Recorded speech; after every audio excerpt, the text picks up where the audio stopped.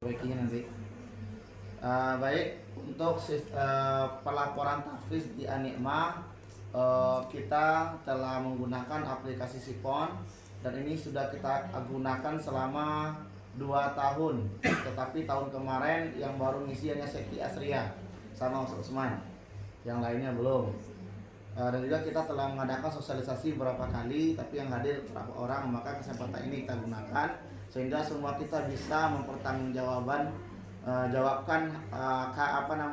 kerja kita terhadap anak-anak kita di dalam berbentuk dokumentasi, yang dokumentasi tadi bisa dipantau oleh Pak Kiai, oleh Bu Nyai, dan juga oleh mudirnya, oleh Gus Sasbi, kepala sekolahnya, dan juga bisa langsung real time dilihat oleh wali santrinya, sehingga wali santri nanti mereka tidak bertanya-tanya kenapa anakku nggak ada perubahan tahfiz, sehingga nanti kalau melihat dari laporan tadi perubahan tahfiz anaknya tidak signifikan atau sangat jauh daripada target, tentu orang tuanya langsung bisa menghubungi kepala sekolahnya, sehingga ada evaluasi juga oleh kepala sekolah, dan kepala sekolah mengevaluasi guru-gurunya, sehingga ada kerjasama yang baik. Nanti kalau wali santrinya datang ke kepala sekolah nanyakan juga, ada Bapak Ibu enggak buat amalan dari rumah, doa di rumah? Oh enggak ada, berarti ada evaluasi juga bagi wali santri. Baik, yang pertama adalah aplikasi Sipon ini banyak itemnya, tapi kita bahas fokus tahfiz hari ini. Dan semua semua guru-guru tahfiz bisa dengar ya. Nanti semua guru-guru tahfiz kita akan buatkan satu user. Satu user namanya, nanti sini usernya. Ini nanti masing-masing punya akun nanti. Di sini yang sudah banyak yang punya akun, nanti masing-masing karyawan atau guru akan punya akun sesuai dengan masing-masing apa yang ditekuninya. Kalau tahfiz berarti hanya tahfiz saja nanti. Sekarang kita buka item tahfiz. Tampilan tahfiz di dalam dokumentasi Sipon itu terdiri dari pengisian data, kemudian laporan data, laporan yang telah kita isi, kemudian laporan rekap. Rekap ini anak ini telah dapat berapa juz, berapa halaman, dari halaman tadi dikumulasikan menjadi juz. Nanti baru di sini ada poinnya berapa, kemudian target, sampai target atau belum. Kalau target sampai dia akan hijau, kalau tidak dia akan merah. Tapi target ini kita tidak terlalu fokus, kita fokus kepada laporan ini. Di sini nanti juga ada rekap nilai. Rekap nilai ini, jadi ustazah nanti kalau mengisi ini nanti berikan penilaian kepada anak-anak didiknya. Misalnya atas nama misalnya Abdul Yusuf, dia setorannya lancar atau tidak. Nanti kalau lancar berapa nilainya, nanti di sini ada tampil dia 80, 70. Kemudian ada ujian per juz. Ujian per juz ini adalah bagi santri-santri kita yang sudah selesai setoran sabak 1 juz, kemudian dia sabki juga selesai 1 juz, berarti dia langsung ujian 1 juz dengan ustazahnya atau orang yang tunjuk oleh ustazahnya, maka langsung diisi di sini nanti sampaikan cara ngisinya, cara ngisinya dilapornya di sini. Kemudian di sini ada ujian itkon. Ujian itkon ini adalah ujian tahqiq ya, tapi ini kita tidak terlalu kita gunakan, tapi kita langsung kepada ujian publik. Kalau ujian publik ini adalah yang disimak oleh wali santrinya, oleh orang tuanya. Yang disimak oleh orang tuanya. Di sini nanti kalau ada sudah simak, masukin datanya di sini. Sertifikat yang kita berikan jangan dikasihkan langsung, tapi di scan dulu, nanti akan dimasukkan di sini. Contohnya ini, dimasukkan. Jadi kalau ada santri yang hilang sertifikatnya nanti, kalau dia nggak bisa main-mainin kita karena dia belum hafal, karena butuh sertifikat misalnya di sekolah ya selanjutnya, dia bilang udah selesai saya, sertifikat saya hilang atau belum diberikan, kita nggak bisa digituin karena di sini ada rekapnya. Kita tinggal buka siapa namanya, nanti kita lihat, oh ternyata ada sertifikatnya. Baik, kita lanjut kepada pengisian data. Masuk kepada pengisian data. Di tahfiz Anikma secara umum ya, kecuali mungkin sistem ke MI sedikit agak berbeda ya, tapi kalau MA, Wusto dan Uli hampir sama, karena KMI sedikit waktu tahfiznya. Di sini kita terdiri dari beberapa kategori. Yang pertama itu adalah namanya sabak. Ya, data sabaknya diisi di sini nanti. Di sini tanggal berapa, tanggal berapa, kemudian nih sabaknya berapa, tambahan berapa safha. Ini hitungannya adalah pojok ya atau safha. Satu juz itu ada 20 safha atau 20 halaman atau 20 pojok. Nilainya berapa? Kemudian tambahannya ini keterangannya di surah berapa yang terakhir dia setorkan. Quran surah misal Al-Muluk ayat berapa yang terakhir ya yang distorkannya. Ini keterangan nanti akan muncul di sipon wali santri nanti. Ketika ini diketik, langsung kita save, langsung keluar dalam WA wali santri, tling katanya. Hafalan misalnya namanya Abdul Yusuf, nambah hari ini segini. Langsung dia real time kepada WA wali santri. Dan juga real time ke dalam aplikasi sipon wali santri juga. Ada dua dari wali santri, satu aplikasinya wali santri, yang kedua WA. Karena mungkin aplikasi ini dibuka 1 kali sehari aja mungkin. Tapi kalau WA mungkin 1000 kali ada dibuka WA setiap hari. Maka kita juga pakai WA. WA-nya otomatis dia. Itu yang sabak ya. Kemudian ada namanya sabki. Istilah umum itu adalah namanya murojaah hafalan baru. Ini bahasa umum yang dipakai di Indonesia. Murojaah hafalan baru dikilakan dengan sabki. Nanti di sini isi sabkinya. Nanti caranya saya jelaskan sedikit. Kemudian baru namanya murojaah. Di sini tulisannya murojaah saja, tetapi sebenarnya adalah manzil. Murojaah hafalan lama, yaitu hafalan yang telah dapat sertifikat itu digilir. Nah, maka laporannya di sini. Yang selanjutnya bacaan harian. Bacaan harian untuk santri sementara ini kita wajibkan di dalam setoran tahfiz itu minimal setengah juz ya, yang untuk MA ya, yang untuk MA. Kalau Usto sama Ulia saya belum begitu paham sama KMI, tapi yang untuk MA itu dia setengah juz. Adapun di dalam buku muhasabah itu semuanya, baik yang KMI, Usto, Ulia atau MA itu 1 juz dalam buku muhasabah harian. Nah, di sini ditulis nanti berapa bacaannya hariannya, tulis berapa juz, kemudian terakhir adalah surah apa dan ayat berapa. Nah, itu sedikit tentang sistem perolehan tahfiz. Adapun yang tidak ada selengkap ini unit mana saya kurang tahu, saya lebih tahu yang saya handle langsung adalah MA, tapi kalau KMI atau Wusto atau Ulia nanti tolong disesuaikan atau bisa musakarah sama kita. Nah, kemudian cara pengisian. Cara pengisian kalau setiap hari kita isi, ini mungkin ya kalau yang hobinya menulis mungkin senang ya, tapi kalau yang nggak hobi menulis atau alergi, mungkin ada sebagian orang alergi dengan menulis. Kalau nulis tuh malasnya luar biasa. Nah, kita tidak mesti setiap hari kita input di sini. Kita sudah ada buku setoran yang telah kita bagikan kepada anak-anak, itu harus diisi setiap hari. Kemudian juga ada jurnal mingguan. Jurnal itu pun diisi setiap hari untuk laporan guru tahfiz kepada kepala sekolahnya atau kepada mudir. Kemudian dari jurnal tadi diambil dari rekapan buku setoran. Jadi jurnal diambil dari rekapan buku setoran, kemudian laporan daripada sipon diambil dari buku jurnal. Nah, tahun kemarin kita buat seminggu sekali menginputnya, tapi luar biasa sulitnya, seminggu sekali. Tapi kalau seandainya nanti ustazah mampu untuk menginputnya seminggu sekali, lebih bagus lagi. Tapi sementara ini yang telah kita jalankan baru 1 bulan sekali kita input. Sebenarnya 1 bulan sekali terlalu lama. Kalau bisa seminggu sekali kita input. Jadi jurnal kan hari Sabtu dikumpul kepada kepala sekolah, berarti hari Sabtu malam minggu itu sudah kita input, sehingga setiap minggu itu ada perputaran tahfiz, perubahan hafalan anak-anak. Sehingga nanti kalau wali santri kalau nggak ada hafalan anak-anaknya, dia bisa bertanya, kenapa anakku seminggu ini nggak ada tambahan, ternyata anaknya tidur terus gitu kan. Nah, nanti bisa ada evaluasi juga.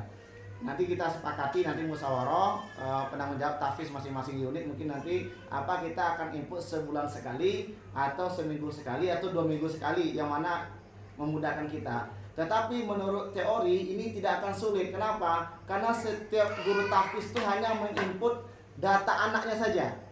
Mungkin yang Usman yang paling sulit karena santrinya 50 orang santrinya tahfiznya.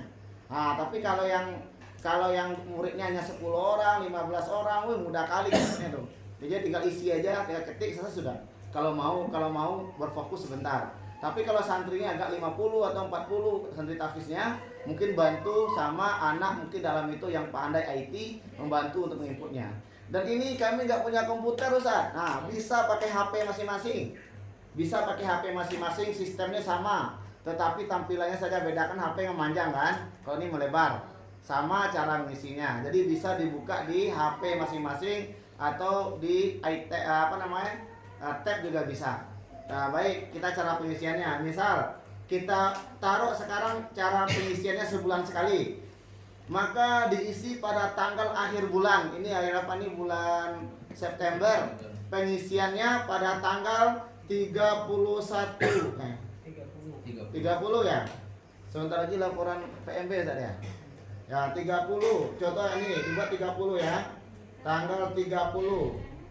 Kemudian nih tanggal 30 ya. Nanti dia akan tapi 30. Kalau ini selama 1 bulan mulai dari tanggal 1 September sampai 30 September dihitung semuanya berapa halaman hafalan anak-anak kita yang penuh. Misalnya dia ngapal juz 29, juz 30 kan.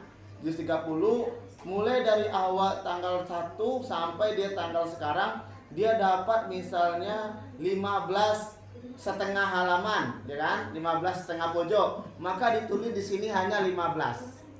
Yang setengah itu belum dihitung, kecuali dia selesai semua. Hanya 15 ya, 15. Kemudian nilainya ketika dia setoran tadi kira-kira dia berapa kita rata-rata kita kasih nilai. Misalnya ada 80, 70 di rata-ratakan misalnya 80, oke. Kemudian keterangan ini di tanggal 31 September ini terakhir setorannya surat apa dan ayat berapa. Nah gitu ya, contohnya ini. Contohnya Quran surat misalnya Al-Bayyinah gitu kan. Nah, contohnya Al-Bayyinah. Ayat itu titik 2 aja. Misalnya ayat 2 contohnya. Ini adalah setoran terakhirnya. Kemudian murojaahnya ini yaitu sabkinya. Kalau dia baru 15 halaman berarti kan sabki itu kan 5 pojok kan. 5 pojok terakhir daripada hafalan yang disetorkan daripada sabak. Berarti sudah 3 kali 5 pojok, berarti bikin juz 30 rubuk 1 sampai 3. Juz 30 rubuk 1 sampai 3. Murojaahnya manzilnya karena dia belum punya manzil berarti dibikin ini. Kemudian bacaan hariannya. Bacaan harian ini dihitung dari tanggal 1 September sampai ke 30 September 2022 berapa juz yang telah penuh dia baca. Misal dia baca 15,4 juz, maka dihitung hanya 15 juz dulu untuk orang. 15 juz. Kemudian dalam kurung Quran bacanya surat apa yang terakhir, kemudian ayat berapa, titik 2. Misalnya ayat 5 contohnya, ayat 3 contohnya. Kalau sudah selesai, ini nggak apa-apa saya save, nanti bisa dihapus. Kalau sudah selesai, tapi jangan lupa ya milih santri, saya lupa tadi, pilih salah satu santrinya. Contohnya Abdul Yusuf. Abdul Yusuf ini dia akan langsung terlink kepada santri yang telah kita save. Abdul Yusuf. Ya. Oke. Sudah selesai, tinggal disimpan. Langsung masuk ke WA tulisannya. Jadi ibu Abdul Yusuf kaget tiba di rumah. Woi, masuk hafalan anakku segini. Langsung di-upload, dia tuh per detik dia. Ketika enter langsung masuk. Kemudian gitu juga di aplikasi wali santrinya juga nanti langsung masuk. Tapi biasanya wali santri itu jarang buka aplikasi ya. Kebanyakan buka WA, kenapa? Bahkan lagi tidur pun dengar WA bunyi kadang-kadang ya kan. Jadi WA paling mudah dibuka. Di sini langsung lihat laporan datanya. Lihat laporan datanya, kita reload sebentar. Tanggal 30 ya. Sampai tanggal 30 kita lihat. Ini sudah masuk.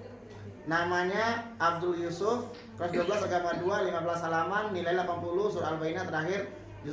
Ini murojaah hafalan barunya, ini murojaah hafalan lama belum ada. Kemudian ini bacaan hariannya segini.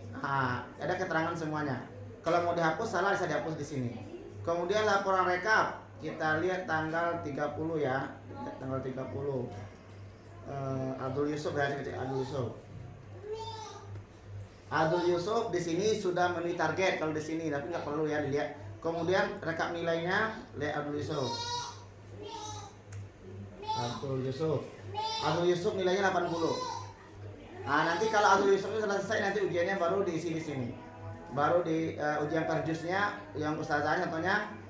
Kalau ini akan muncul namanya apabila dia telah mencapai target yang dia mulai boleh ujian perjus. Kalau Yusuf tadi belum sampai 1 juz, berarti belum keluar namanya di sini. Tapi kalau sudah sampai nanti akan keluar namanya di sini. Baru nanti ketika setelah kita uji, jadi untuk simaan, sekali lagi kita sampaikan, jangan sesekali simaan orang tua dijadikan target dia lulus.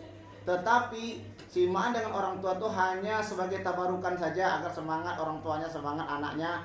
Tetapi sebelumnya diberikan dia simaan yang dikontrol oleh ustazahnya, ada legernya. Kalau kurang lebih daripada target kesalahan, maka dia tidak lulus, nggak boleh undang orang tuanya. Jadi ketika orang tua itu hanya sebagai tabarukan saja, dan sertifikatnya udah tulis. Jadi sertifikatnya langsung dimasukkan sana. Nah, baru nih nanti ujian publik dengan orang tua santrinya. Nah, sekarang ada sedikit permasalahan. Misalnya tadi kan dia baru juz 30. Bagaimana kalau dia sudah juz 29? Kalau dia sudah juz 29, maka di sini isinya ya, di sini diisi bukan misalnya Al-Muluk dia halaman kedua, maka isinya bukan tambahan 2, tidak. Kalau untuk ngisi pertama, tapi dihitung dari juz 30. Juz 30 walaupun 22 safhah, tetapi untuk memudahkan aplikasi tetap dihitung 20 ya. Nah, ini mungkin maaf ya, sebentar lagi ya, nggak lama nih sebentar. Ini penting lagi. Misalnya dia sudah sampai di surah Al-Muluk halaman ketiga contohnya, halaman ketiga. Berarti isinya di sini bukan 2 ya, karena 2 sempurna bukan 2, tapi ditambahkan dengan 20, berarti 22. Karena juz 30 kan 20. 20, berarti isi 22. Ini untuk isi pertama. Tapi kalau ngisi selanjutnya nanti, kalau ngisi pertama sudah ada, ini untuk rumus saja. Kalau ngisi pertama sudah, berarti nanti kita isi lagi tambahannya berapa. Misalnya bulan depan tambahan mungkin 8, tinggal 8-nya tambah, bukan dibikin lagi 28, tidak. Bukan 30, tidak ya. Sama isi nilainya, target dan sebagainya, murojaah dan bacaan harian. Kemudian begitu juga kalau seandainya dia sudah juz 29, berarti dia murojaahnya juz 30. Ini kalau targetnya pakai target yang sama dengan yang seandainya targetnya juz 30, 29, 1 sampai 7. Tapi kalau ulia targetnya kan dari juz 1 sampai 30 kan, maka caranya nanti dari juz 1 hitungnya gitu. Atau terserah sesuai dengan sistem pondok unit masing-masing. Yang penting secara rumusnya seperti ini. Mungkin barangkali karena ini udah malam nih, mungkin barangkali ini sedikit perkenalan dengan Sipon. Adapun cara pengisiannya nanti secara prakteknya langsung japri saya.